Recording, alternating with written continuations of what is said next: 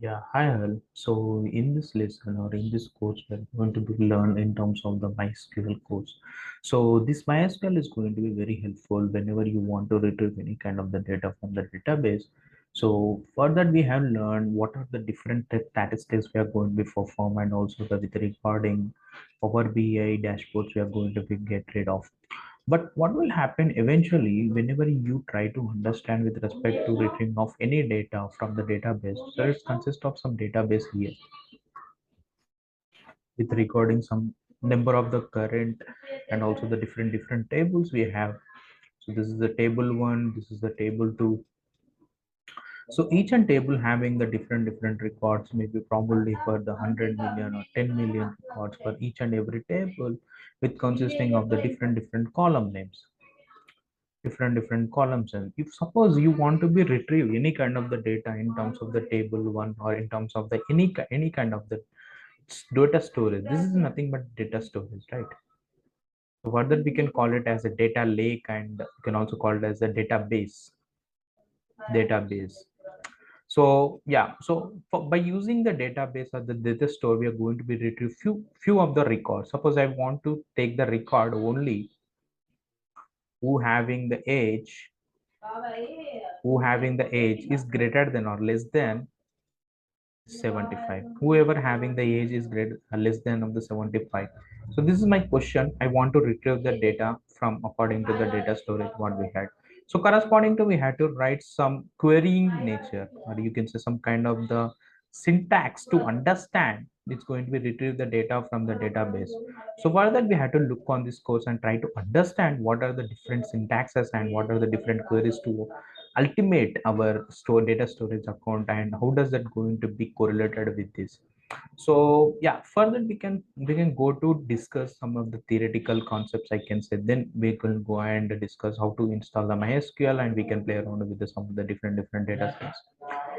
So so let's go and understand the RDMS, what exactly the RDMS does and how does that stand for RDMS means.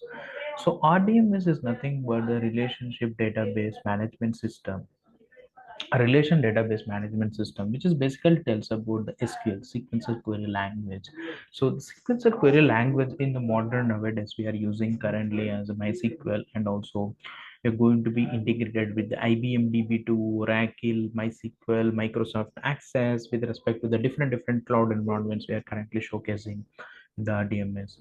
So the relationship database management systems, I can say integrated. We can also call it as DBMS for that matter, which having the introduced concept in terms of 1980s around. So that from the EF code, the person is going to be introduced the relation model and the relation database to understand more detail.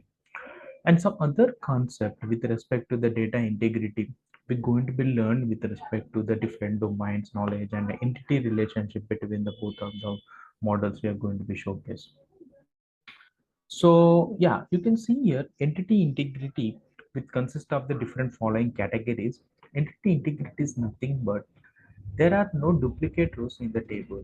Suppose we have a table with respect to the unique columns or unique kind of the rows, that may be possible to get user IDs may not be duplicate, because at the time you're going to be log on to the user ID, my user ID will be different with the your user ID. It may not be possible to get that much of duplicates. So at the time we call it as the entity integrity. There is no duplicate rows in the table. And something called as a domain integrity. Domain integrity came into the picture whenever you have some information valid with respect to the given column that is restricted by type, maybe data type or the format or the range of the values. So at the time we can call it as a domain integrity with regarding the RDMS database. And referential integrity, we will get eventually rows cannot be deleted at the time. You have only the view access, it cannot be modified that, which can be used by the other records. So we will also get eventually learn sometimes some of the keys in the RDMS, so that you will be, I try to understand what exactly it replicated to that. And differential integrity is just for understanding purpose of the keys. And user defined integrities User defined integrity basically tells about some basic some specification or some kind of the unique requirement with the business rules. They don't fall into the entity and domain and referential integrity. We can call it as a user defined integrity for that matter. Yeah, let's go and check out other theoretical concept with respect to the database management system called as a normalization. So normalization is a process, I can say, whenever you have some effective kind of the data in the database. So there are so many reasons, maybe probably you have to do normalization of the process, such as eliminating redundant data. Okay, so you have, for example, storing of the some data more than one table. So at that time you had to delete one table and you kept the another table.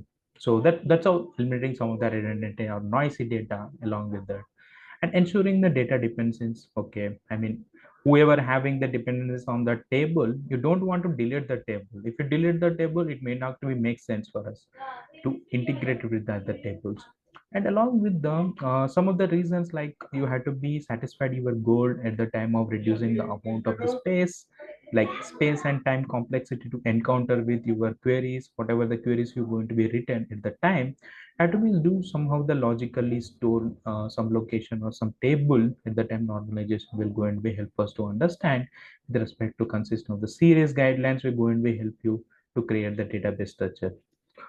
So yeah, we have so different normalization. I'm not going to the details integrity of the theoretical part. We can directly go and check out the what are the different classes and what are the different select statements we had with respect to the SQL query, so that will guidelines to provide some of the integrity with respect to the MySQL server also.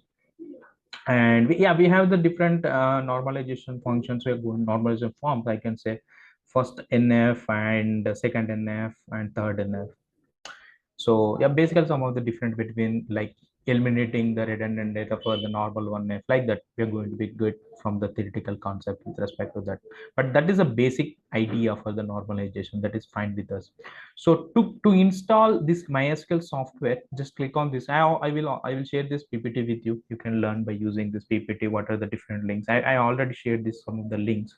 So if I open that, yeah, you can see this link will going to be open. You can try to, yeah, this MySQL server is very important. You can also download in your software, but it's somehow the costness, I can say. I'm not preferable personally, but I prefer the online IDs we have with respect to the MySQL to handle out. I will also show you how to do with the online resources we had. It's somehow the paid. You can trial with the free version, with the try free version with respect to your credit card or the debit card, so that you will get some of the free kind of for the version for the 30 days. So it is much faster, I can say. You can see this is very faster when compared to whatever we are currently using with local systems. So I would suggest you go through this link and try to install freely available software called MySQL, so that we will perform the next operations with corresponding to the next item bunch of the points we are going to be learned together. Thank you.